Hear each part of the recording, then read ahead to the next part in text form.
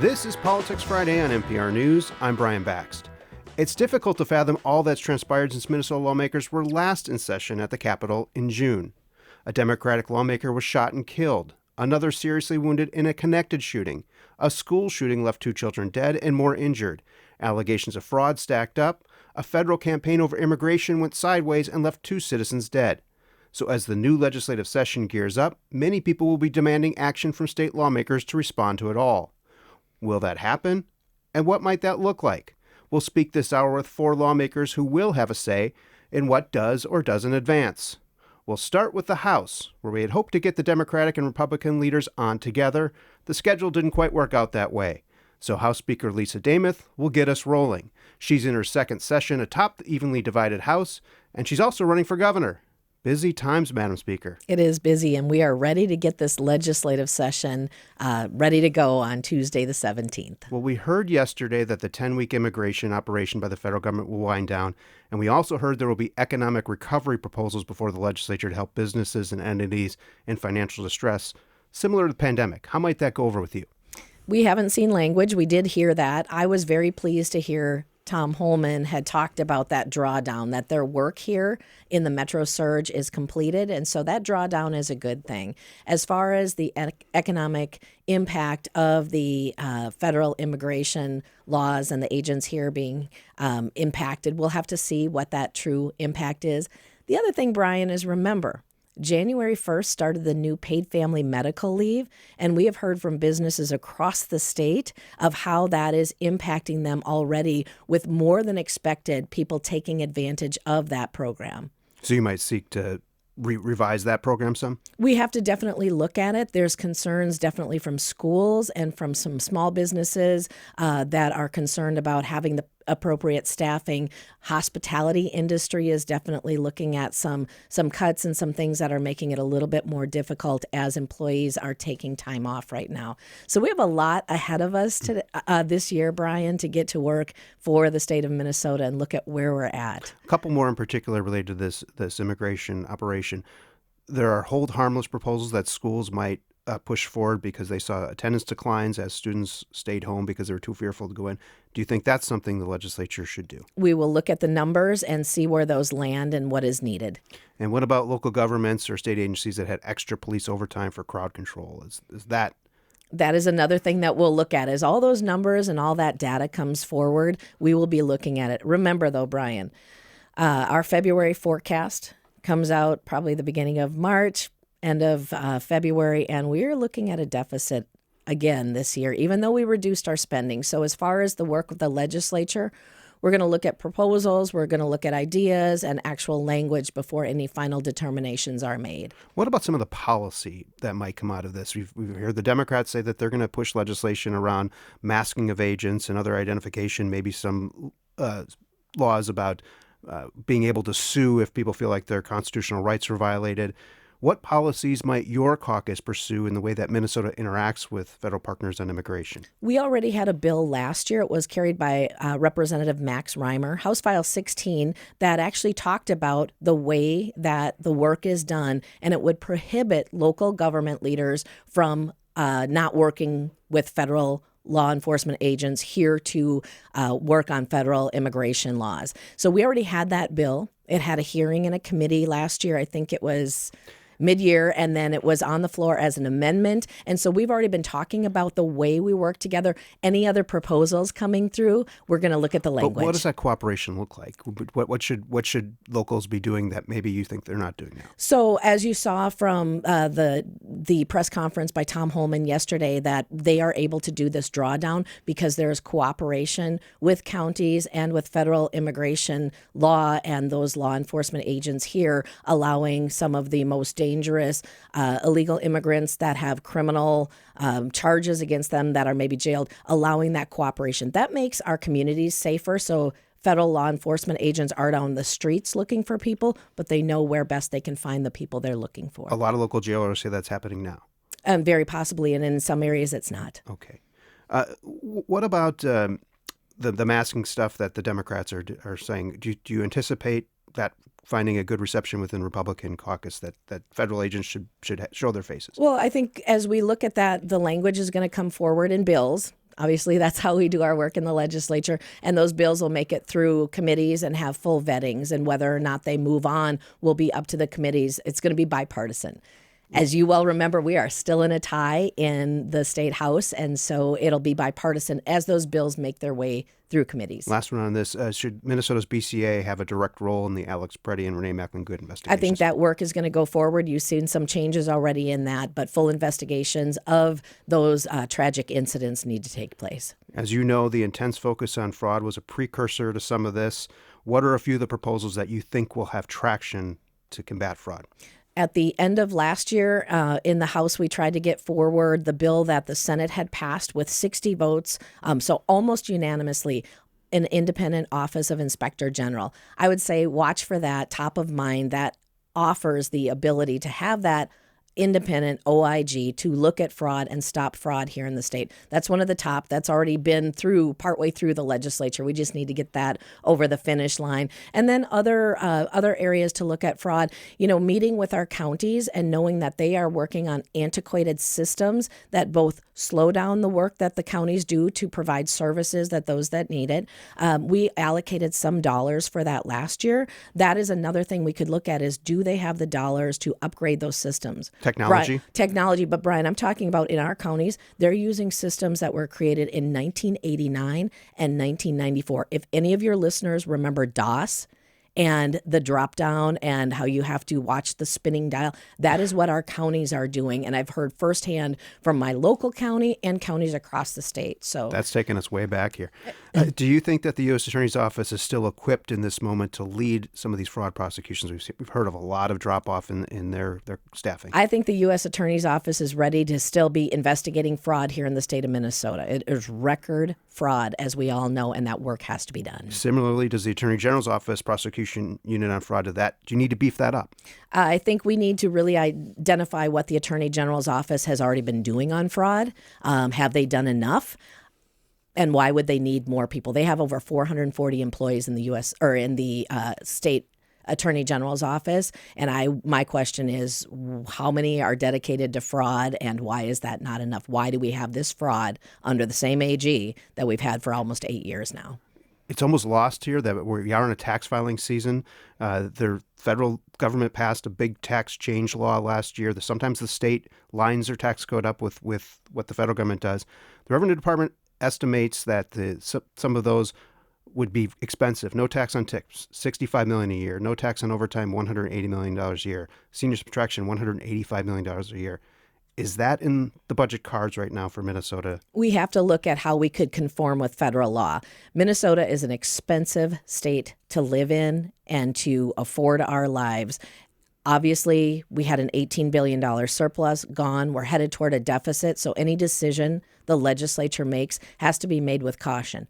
But if there are ways to conform to federal law to make Minnesota more affordable, that is what Minnesotans need. As you mentioned, no tax on tips, no tax on overtime, the federal tax credit basically for education for students would be very helpful to families, and we would have to opt in or conform to those things. This is a bill that usually passes early in the session because of the tax filing season. Do you expect something early? I would hope there would be something early. I've heard from CPAs and business owners, business people that are looking at when is that conformity bill going to start moving. Our tax chairs are going to be working hard on that. Construction projects bill.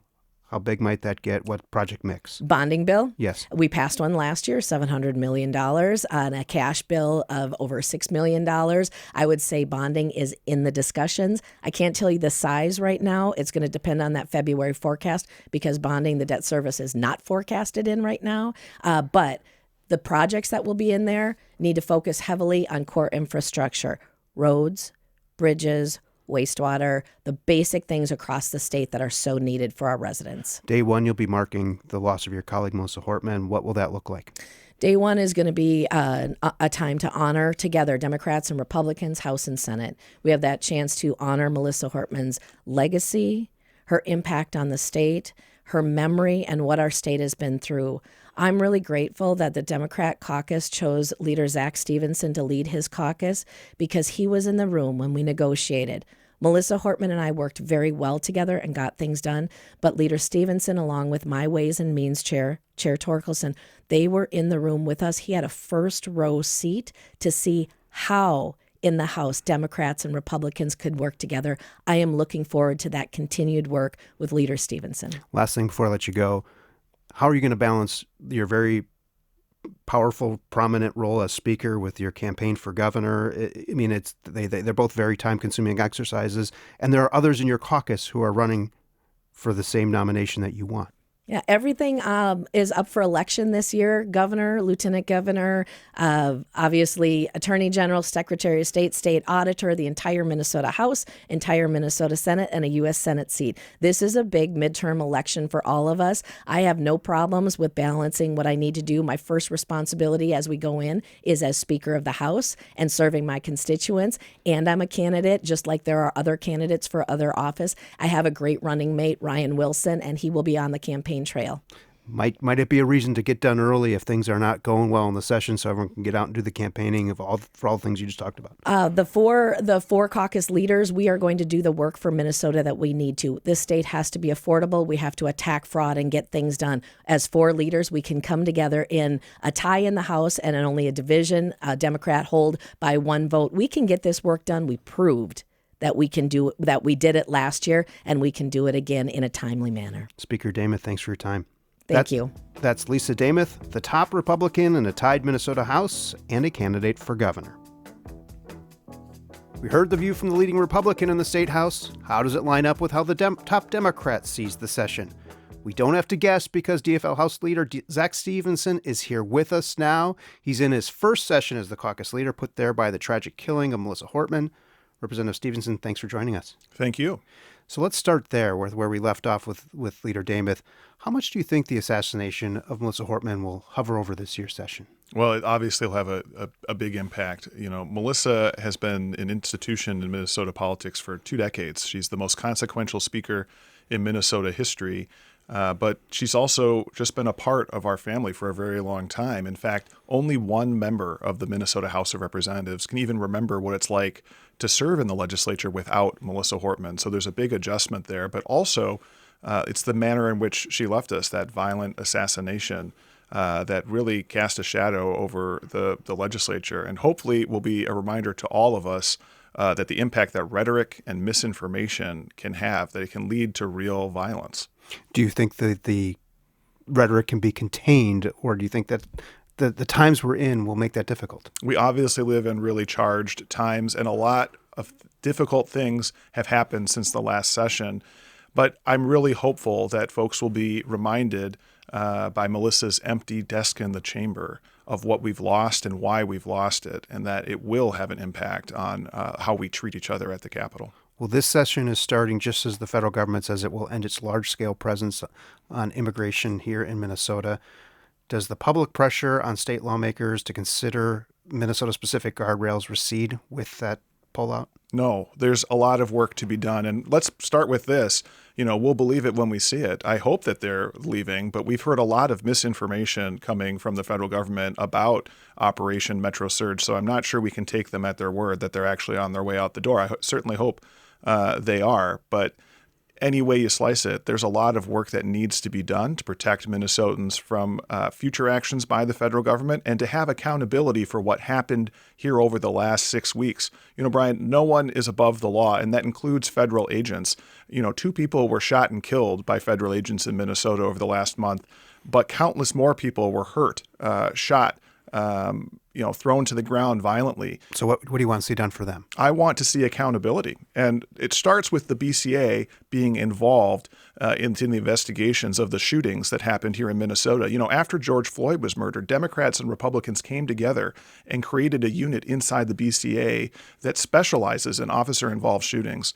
The only way that Minnesotans can have faith in the outcome of the investigation into the killings of Renee Good and Alex Preddy is for that unit to be involved. So we're going to fight really hard for that. We heard Tom Homan talk about it yesterday and Lisa Damoth a bit just ago about county cooperation, local cooperation with federal immigration, and a lot of that focus has been on the jails. Do you see those laws changing around the hold of inmates who might be transferred to custody of ICE? I'd call it a red herring, but it's a double red herring. There's two reasons. One, most counties in Minnesota, almost all, cooperated with ICE before, and they cooperate now. And our DOC does, as Mr. Holman was forced to acknowledge when he first came here. This is not a problem that we face in Minnesota. But beyond that, it's a misnomer to say that Operation Metro Surge had anything to do with public safety.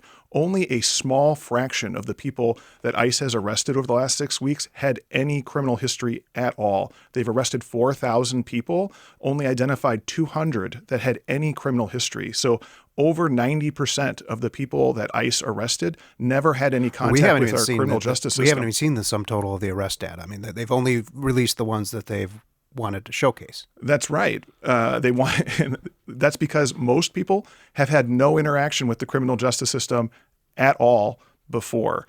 And so this is not a solution to a problem, and Operation Metro Surge had nothing to do with public safety in the first place. Well, the governor is calling for a rescue package for the hospitality industry, some low or no interest loans, maybe some fee waivers. Are you on board with that? Absolutely. In fact, I think it's just the tip of the iceberg. The impact that Operation Metro Surge and ICE's occupation of Minneapolis has on our financial well-being here in Minnesota goes far beyond those local businesses that should be helped. But you mentioned earlier the schools. Mm-hmm. We have a lot of schools that will really be struggling because a lot of kids stayed home, and funding is determined by how many kids go to school. How about backfilling the overtime that some cities and counties faced first? That's another example. I mean, Minnesota has really been hurt by Operation Metro Surge, and we're going to have to take a lot of actions at the legislature to try and address it. So you're an attorney. How do you balance the impulse to do something with the recognition that some of the measures that deal with federal agent conduct could be hard to enforce or hold up in court? Yeah, it is a fair consideration because we've seen ICE agents ignore the Constitution of the United States on the ground here in Minnesota. And so I don't have a lot of faith that they'll follow Minnesota law. But we have to stand up for Minnesotans and to try to protect them to the best of our ability, even if the odds are long, either at the legislature or on the streets. And so we are going to try to pass laws to limit the ability of agents to walk around in masks and yank people off the street and throw them into unmarked cars. This is America. We don't have secret police. We are going to fight for the BCA to be involved in that investigation. We are going to say that ICE shouldn't be at schools, that using kids as bait to get to their parents is barbaric and shouldn't happen. One more on this, the eviction moratorium. There's a lot of bubbling up that the legislature or the governor should do something. Is that something the legislature will take on? I would put that in the same basket as the other items we were talking about, is that there's been tremendous harm caused to the state of Minnesota and the people of Minnesota by ICE's presence in the state. And we are going to have to look at it in total and find ways to make people whole, whether it is with their rent or with the businesses or the schools or the cities. There's so many needs, so much harm. And I agree with what the governor said the other day. The federal government should pay for what they've done here. They broke it. They should buy it. Affordability is one of the words of the moment, especially in politics. What are a couple of things the legislature could do to realistically make life more affordable for people? Well, I would say a few things. One, on food prices, we should ban the practice of surveillance pricing, where large companies using AI and video surveillance are able to adjust prices in real terms and drive them up if they think people can pay more. That's some Orwellian stuff that we should absolutely ban. We should take action on housing to build more housing in Minnesota so that we can get the cost of homes down for Minnesotans. But the big one is healthcare, where we need to take action to hold those large insurance companies and pharmaceutical companies accountable. They're making record profits as people's deductibles, their copays, and the cost of their prescription drugs are skyrocketing. What about tax cuts? You heard me ask the speaker about things like no tax on overtime, no tax on tips, those types of things, which come with a big price tag. They do, and the speaker also noted we are in a difficult financial circumstance in Minnesota, but we'll take a complete look at all of the conformity items. We always do. Whenever the federal government passes a big tax measure, we have to take some time at the legislature and sort through it and decide what makes sense in Minnesota, what we can afford, how it fits into our system. I trust our tax chairs to work together. Not ruling it out, it sounds like. And work on it. Not ruling it out, though. Not ruling it out. Okay. The paid family leave program, you heard the speaker talk about that. It's a month and a half old. There are more than 38,000 signups, which is ahead of the projections at this point. Is this program going to be sustainable, and is there anything you might have to do to adjust it? Oh, it's absolutely sustainable. And I think the fact that it has such interest proves how much it was needed. I mean, we have so many parents that get to spend time with their new babies that otherwise wouldn't be able to do that. People who are spending time with their sick parents in their last days that otherwise wouldn't be able to do that. I think it's remarkable that the reaction to a successful program is to say we need to scale it back. I mean, this is something that every other developed country in the world has done for a long time, and clearly Minnesotans were ready for it. You helped write the marijuana legalization law. We're 2.5 years into that. What's working, what's not, and what might the legislature have to do about it? I think the cannabis legalization is working as it was intended, and I think it has had very little of the negative consequences that people, the doomsayers, predicted. We knew it was going to take a long time to set up the market in Minnesota if we wanted to do it in a way that focused on small businesses. We're seeing that happen now, so I'm pleased with where we are on that. Has any progress been made behind the scenes around the gun legislation conversation about whether there should be additional restrictions on guns or ammunition? We're going to find out in a few days, because I'll just tell you, this is an issue where you'll sometimes hear from some of my Republican colleagues behind closed doors that they're interested in doing something, but then when the rubber meets the road, they suddenly lack the courage to hit the green button. Minnesotans clearly want action. They want weapons of war off the streets. This is an issue that's not controversial, except inside the Capitol building. You get 3 blocks outside the Capitol, no one thinks you need a 100-round magazine to defend your home or go deer hunting. These things don't have places on our streets, and we should be able to ban them. Leader Niska said very clearly that he wouldn't allow those bills to come to the floor. We're going to see if the rest of his caucus will stand with him on that. I was going to ask, is having a vote part of kind of the end of session bargain, even if it doesn't pass? I'm not sure we need a bargain. We have some tools to force votes on the floor that are available to us in a regular session that aren't available to us in a special session. The amendment process, the number of bills that are coming across the floor, and some other tools. Not going to show all of my cards right now, but we have some abilities to force votes, and we're going to do that. We're going to make sure that Republicans have every opportunity to demonstrate that their values are consistent with Minnesotans' values and not just with the gun lobby. Yes or no? Do you go to May 18th, or are you out sooner? Well, I'll say probably yes. We always aspire to end early, but I've been watching the legislature for a long time now, and I've been in it for 8 years, and I've never seen us end earlier than the day of adjournment. So it'd be nice. I'd love it, but I don't see it happening. House DFL leader Zack Stevenson, thanks for coming in. Thank you.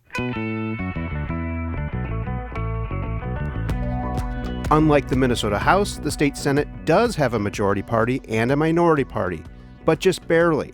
Democrats hold a slim one-seat edge. The two leaders are entering their third session in their respective leadership roles. Their DFL Senate Majority Leader Erin Murphy and Republican Senate Minority Leader Mark Johnson. Welcome back. Good morning, Brian. Hey, so much has been happening lately. Let's just start with the news that ICE is scaling down in Minnesota, according to the White House. Is that welcome news, Senator Johnson? Absolutely. It's absolutely. And Senator Murphy, do you believe it? I think it's important to trust what they're saying and to verify it. I know people are really on edge, and they, I think, want the relief of the force, the armed, masked federal agents out of our communities, but they're worried that the numbers of things that are coming at us from the federal government will persist. And the attention will now shift maybe to what you guys might be able to do or should do in response. What are you thinking about? There are a number of proposals that my colleagues are bringing forward in response to the surge and the occupation of the last couple of months.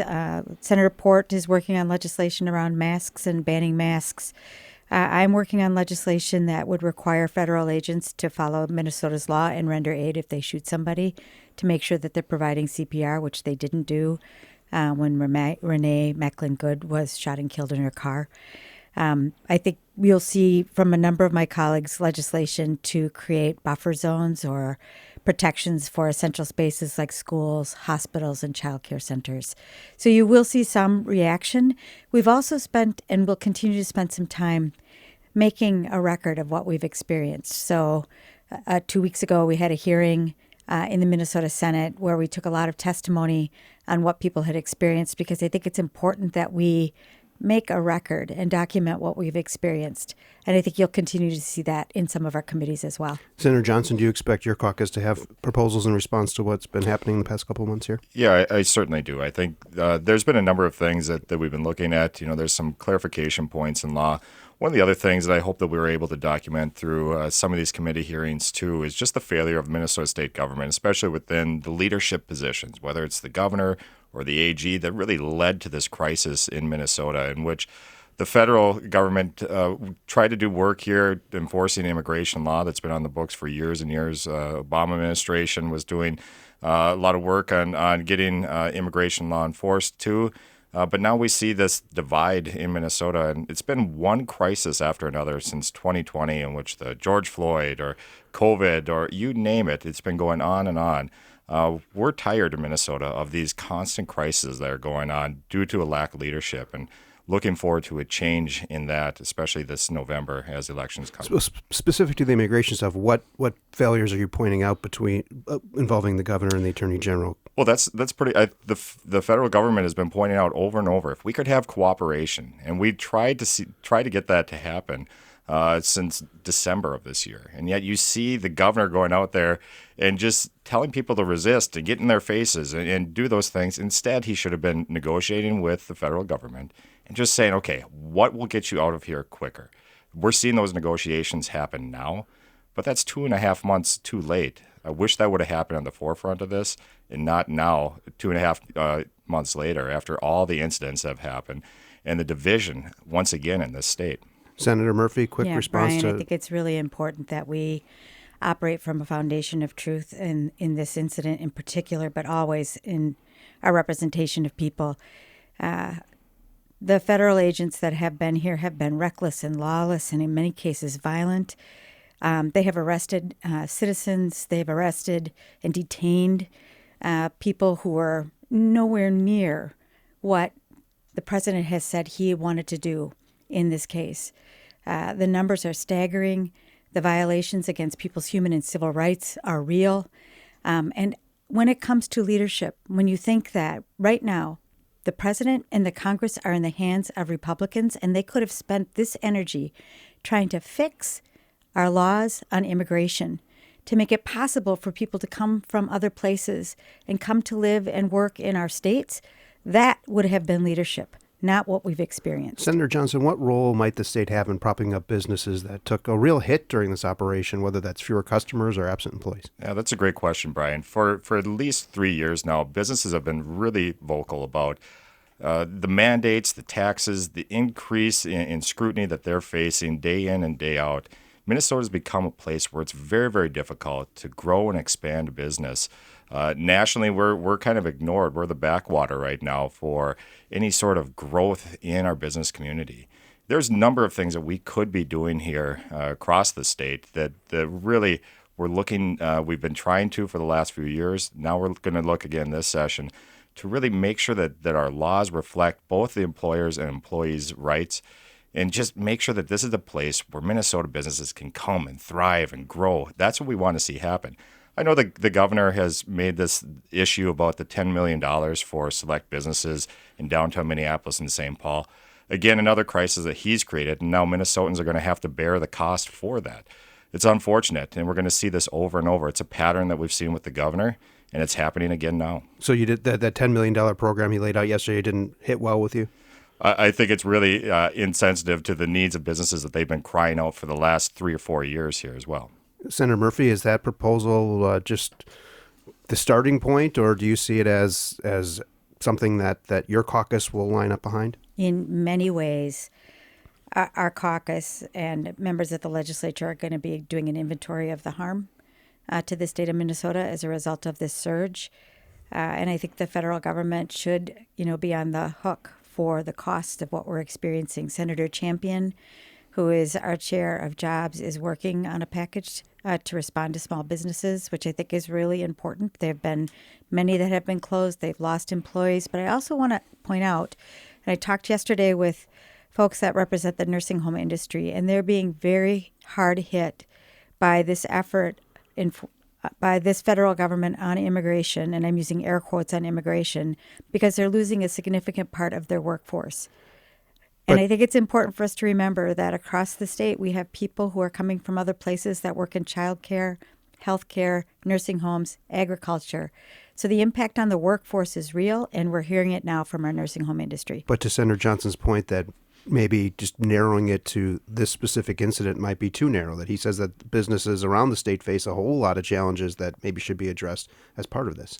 I think that we have worked very hard over the last number of years to make sure that our business community and our communities across the state are thriving. We've made significant investments in people and in affordability. That is good for our economy, and it shows up in our economic stats. Unfortunately, right now, what we've experienced is a real reversal, and it's caused a lot of harm. A lot of people are pushing for an eviction moratorium. Is that something your caucus will push ahead? I think you will hear from us efforts to make sure that we have relief for people who haven't been able to pay their rent because they haven't been able to go to work because they've been holed up inside. How might that go over with Republicans? Look, another program that doesn't work from Minnesota State Democrats, that's what we're worried about. And so even going back to this $10 million, if we had trust in the state government and being able to be effective with Minnesota taxpayer dollars, we could have more of a discussion on how we give relief to businesses. But as you've seen with the fraud allegations widely disseminated across the state, you know that the Minnesota state government right now is in a leadership crisis. They can't get out the dollars effectively. It's going to fraud. Why would we start up new programs again in which we can't even fix the ones that are existing on the books that are causing so many problems and making us really a national headline right now for all the wrong reasons? Let's stay with fraud here. The Senate has passed that Office of Inspector General bill to create one. It's still awaiting some House action. Establishing it is one thing, but staffing it and providing investigative resources is another. How far are you willing to go to get that, to make sure it's not just a in name only? Right. That's a great point, Brian. Right now, the Attorney General and the Governor have all sorts of tools in their toolbox to root out the fraud that's happening in their agencies. This could be done right now, holding their bureaucrats accountable, also making sure they're going after the fraudsters that have done the fraud in the state of Minnesota. The OIG is another tool that we're trying to implement. It was 60-7, I think, off the Senate floor that we passed that. Another tool that can be used, but it has to be used effectively. We've already seen the laws right now that aren't being implemented in an effective way. Here's one that hopefully we'll be able to staff up and use in an effective way to really give people confidence that their dollars are being used in an effective way. We've heard from the Department of Human Services that they're going to increase the number of site visits. Those take people. Will the legislature be coming up with more money to help pay for more inspectors regularly to check in on whether providers are providing what they're supposed to? Senator Murphy. I think it's important to say this. It is good to see the Department of Human Services engaging. And it's been very frustrating for me and for my colleagues that there has been a seemingly lack of focused attention on what has been happening in the Department of Human Services. And I've spent a fair amount of time over the summer and fall, especially with the Inspector General there, and I've learned a great deal about the work that needs to be done, including continued work. And I brought with me, I've got, I think, 5 pages worth of policy that our majority has passed since 2023 when we took the majority dealing with fraud, with grants, with reforms to human service programs in the taxes area. We have done a lot of work. It's not sexy. Nobody's paying attention to it. But if you Google Senate DFL, you will see the litany of things that we have passed, including the Office of Inspector General, Heather Gustafson's legislation. And I hope that the House takes it up and moves it through the hearing process and tries to get it passed. They didn't do that last year. They took a vote on the last day of session, but they hadn't heard the legislation. This is important, Brian, and I know you probably want to move to your next topic. None of us support fraud. I am frustrated by the fact that the U.S. Attorney has been emptied of their prosecutors able to prosecute fraud. The Attorney General has done tremendous work. He may need more resources because of the absence of a prosecutorial part of our government when it comes to fraudsters. But we have done tremendous work. We're going to continue to push the Department of Human Services, and I'm grateful that they've made leadership changes there. It's important. We want to make sure that the programs that we've put in place for vulnerable people are there for the people who need them. That's our aim. Senator Johnson, quick response. Yeah, I'd just like to go back to the Attorney General's office there as well, too. I mean, look, they had the responsibility to be the watchdogs over these groups before. We didn't see any action at all out of them until after the federal prosecutors got involved and really made this a national headline. That really isn't the case. That's I don't really, mean to interrupt, that's really but the that's not truth, really the where case. we don't see that. He wasn't aggressive. He's more aggressive against our federal government, suing our federal government, than he is about holding our agencies accountable. We saw yesterday in the Senate hearing in which we saw that the complicity that the AG had with the Feeding Our Future fraud folks and the evidence that was presented there as well, too. And so for you to say that he wasn't part of the problem is just to ignore the facts that are on the ground presently. Yeah, well, we'll disagree with the facts, and you and I won't do a Josh Hawley, Keith Ellison shtick here. I think just for our audience, I think what the senator is referring to is that the Attorney General met with some folks who later were found to be involved in the Feeding Our Future incident. We saw that. We saw the evidence of that, the meeting that they had, the transcripts that were presented, the dollars that were transferred. So we're going to move on here to, a lot of things we're talking about here today cost money. The forecast, as we know, is coming out later in the month, but it's been bouncing around quite a bit. How much heed should be paid to that potential future deficit when there are pressing matters that we're talking about now, Senator?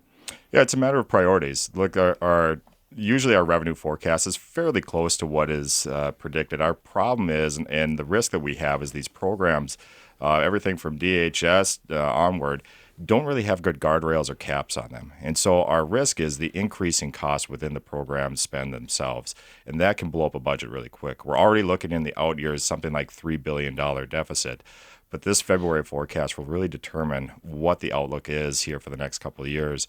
And I'm concerned that the costs are going to continue to escalate unchecked, and that's going to put Minnesotans in a very bad spot. Senator Murphy, I don't want to sound too pessimistic here, but there's not much money to work with. There's a partisan split at the Capitol that's as tight as ever.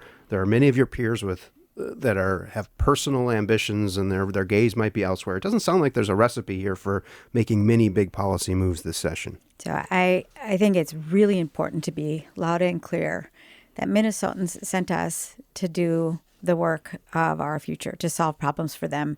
And whether it is an election year or we're a divided legislature, we still have that purpose, and our caucus is coming in to go to work for the people of Minnesota. There's one more unpredictable factor that I think we have to talk about when we think about the forecast, and that is the labile federal government, the uncertain and fickle federal government. And every time we turn around, this president and this White House are one more time threatening to remove funds from the state's budget, willy-nilly at times. Sometimes they're having to reverse course because they've been sued and told by the court that they're wrong. It is very hard for us to understand what the outlook for our budget is going to be when they are hanging levers like that over our heads. Yeah, it does seem like the forecast is going to be fuzzy, fuzzier than usual here.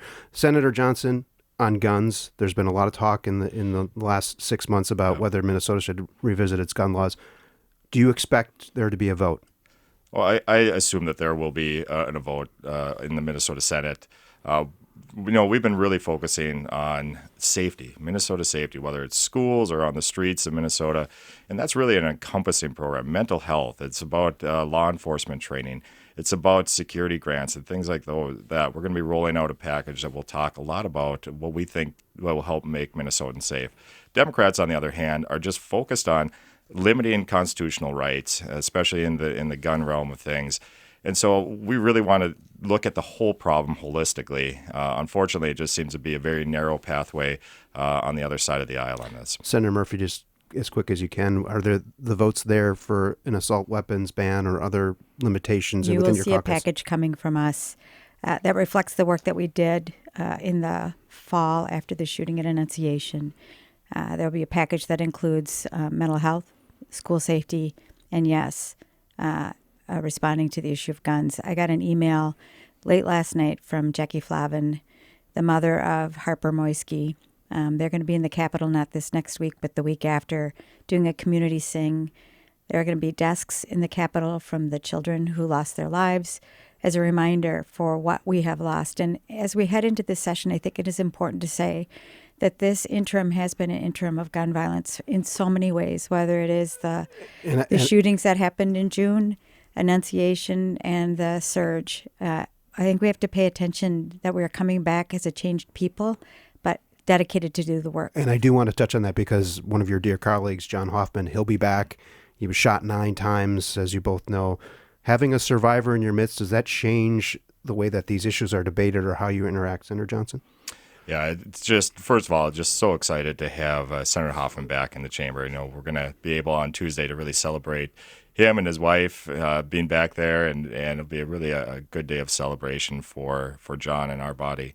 But yeah, I mean, it'll be something that we will be absolutely talking about, and really let John, Senator Hoffman, have the opportunity to have his voice heard on what needs to be changed in Minnesota to prevent things like that, and we're very much open to that. Senator Murphy, I'll give you the last word on John Hoffman's return and what it might mean for the way that the Senate operates. He will bring a profound experience to the debate that we're going to have this next session, an experience that I hope none of the rest of us ever experience. And I think it's important to also say to the listeners that in many, many ways, there are people who didn't suffer what Senator Hoffman did, but they did suffer a loss. It's shaping all of us in the way that we are contemplating this work. And I do hope that when we come to the debates on the floor, that we're mindful of all that we've experienced and bring the necessary care to that debate. Senator Erin Murphy, the Majority Leader, thank you. Thank you. And Senator Mark Johnson, the Republican Minority Leader, thank you. There's so much we could have gotten to, and I hope you'll be back as the session unfolds. Thank you. Great. I am so much looking forward to that sun and time outdoors this weekend. We've all been cooped up for so long amid cold temperatures and relentless news. It's our last chance to recharge before the session sprint begins. Dana Ferguson, Peter Cox are bound for the Capitol duty next week and probably for the next few months. At least I think they are. Well, let's just ask. Dana, you ready? No. Peter? I could use another week between now and then. Okay, but before we shift to session, I just do want to reflect on the major news of the week, the immigration agent pullout. There were a lot of questions yesterday about whether city or state leaders struck some sort of deal with the feds. Any evidence of that, Dana?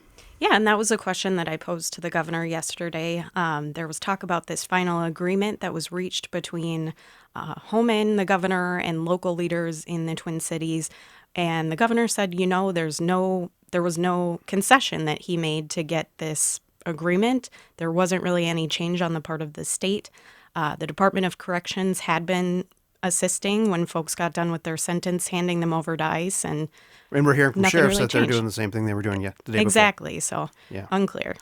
And Peter, there's been polling out recently about whether people agree with or have strong feelings toward this immigration action, toward the leaders of the state and federal governments. What does it show? Yeah, so Star Tribune and KARE 11's poll showed 63% of Minnesotans disapprove of the job or operation of ICE here. And those numbers grow in the metro area and the suburbs. The same polling also found Governor Walz's approval rating at about 50%. That's pretty evenly split there.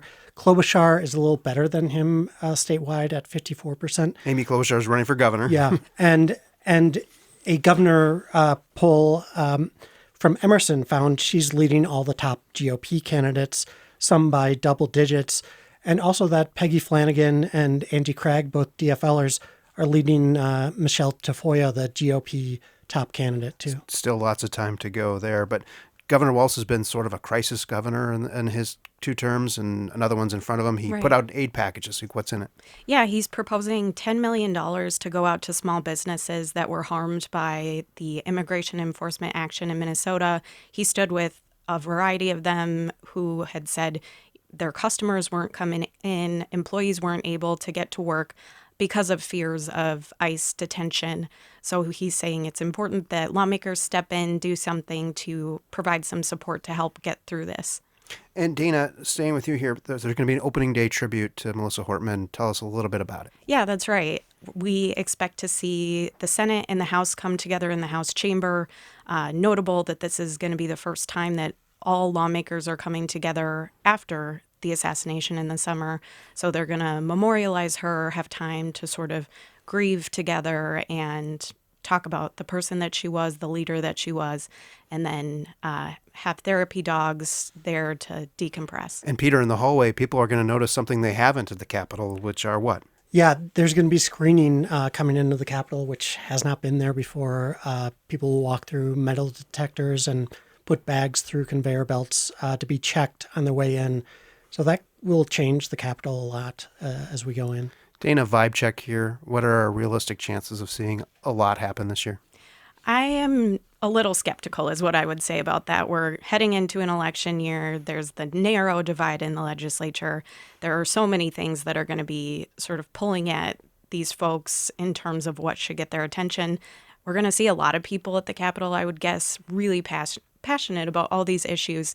And I don't know. I just don't have a lot of faith that they'll get much done. Peter, we talked last week about how the caucuses might change the governor's race. We did see some movement. What happened? Yeah, so Scott Jensen dropped out of the governor's race. He's a Republican who was the nominee last time for them. Yeah, but he was a distant fourth in polling in the caucus. And then Jeff Johnson, a former St. Cloud city councilman, dropped out after a tragedy in his family. His daughter was killed. I expect over the next few months, as funding dries up for some of these candidates, they might drop out before the convention, but that's unclear right now. And Dana, we haven't heard the last of Scott Jensen, though. No, he's still running, and we expect to hear more from him ahead of convention and the election. And you expect more churning in these races, too? I would think so, yeah. I think folks are going to get the memo if they have backing or if they don't, and the field is going to slim up. There's still some ways to go, as you've mentioned, until November, and so a lot of twists and turns yet to come. But our time's up for today. We spoke with the 4 caucus leaders at the Capitol: Republican House Speaker Lisa Damoth, DFL House Leader Zack Stevenson, DFL Senate Majority Leader Erin Murphy, and Republican Senate Minority Leader Mark Johnson. Hear those conversations again on the Politics Friday podcast. This show was produced by Matt Alvarez with assistance from Lucas Ford-Levin and Ben Revere. Our technical team today was Cliff Bentley, Derek Ramirez, and the Alex Simpson. Emily Reese took care of our newscasts. We'll be back next week with the first look at the legislative session and all that transpired on day one, so stay tuned for that. Until then, stay safe, get outside, and have a great weekend.